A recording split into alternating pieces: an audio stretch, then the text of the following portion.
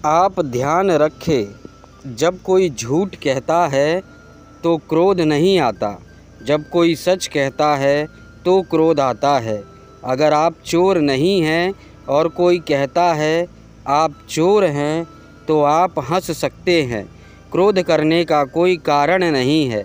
लेकिन आप चोर हैं और कोई कहता है आप चोर हैं, आप आग से भर जाते हैं, क्योंकि उसने कोई घाव छू दिया। उसने कोई बात जो आपने छिपा कर रखी थी बाहर ला दी। उसने कोई नस छू दी जहाँ से मवाद बहने लगे। तो जब भी आप क्रोधित हो तो समझना कि कोई सच आपके आसपास आ गया। क्रोध बताता है कि घाव छू दिया गया। बुद्ध और महावीर क्रोधित नहीं होते, क्योंकि कोई घाव नहीं है जिसको आप छू सके, कुछ छिपाया नहीं है जिसे आप उघाड़ सके।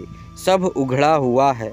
अगर संतों को हम गाली देते हैं और वे हंसते हैं तो उसका यह कारण नहीं है कि आपकी गालियों से उन्हें बड़ा मज़ा आ रहा है। उसका कुल कारण इतना है कि आप हंसी योग्य बात ही कर रहे हैं, हास्यास्पद। आप अपना ही मजाक उड़वा रहे हैं, क्योंकि आपकी गाली बिल्कुल ही निरर्थक है। वह कहीं भी छूती नहीं, उससे कहीं कोई तालमेल नहीं है। आपको जब कोई गाली देता है तो आप फ़ौरन खड़े हो जाते हैं रक्षा के लिए। किसकी रक्षा कर रहे हैं? भीतर कुछ छिपा है जो गाली तोड़ देगी। भीतर कुछ छिपा है जो गाली प्रकट कर देगी।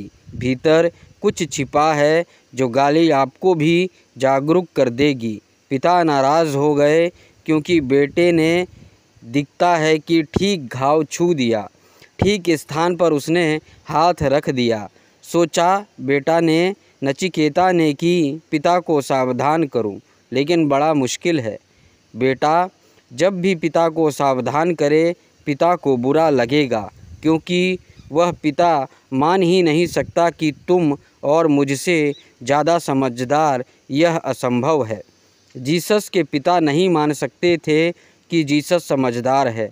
ना बुद्ध के पिता मानते हैं कि बुद्ध समझदार है। बुद्ध के पिता ने बुद्ध से कहा है बुद्ध हो जाने के बाद कि तू अपनी नासमझी छोड़, घर वापिस आ, बहुत हो चुका, और मैं तेरा पिता हूँ, मैं तुझे अभी भी माफ़ कर सकता हूँ। मेरे भीतर पिता का हृदय है, और यह आवारागर्दी बंद कर। और मेरे कुल में कभी किसी ने भिक्षा नहीं मांगी। तू भिखारी होकर मेरी ही राजधानी में भीख मांग रहा है। मेरी नाक को मत डुबा, मेरी इज्जत को मत मिटा।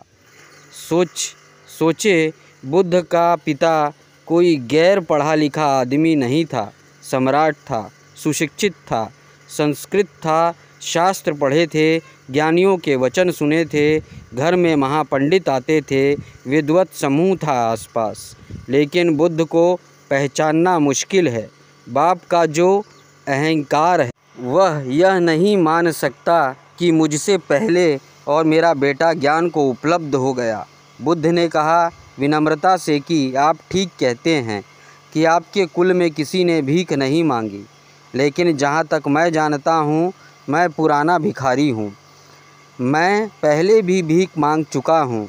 तो पिता ने कहा क्या तू अपने आप को मुझसे ज़्यादा जानता है?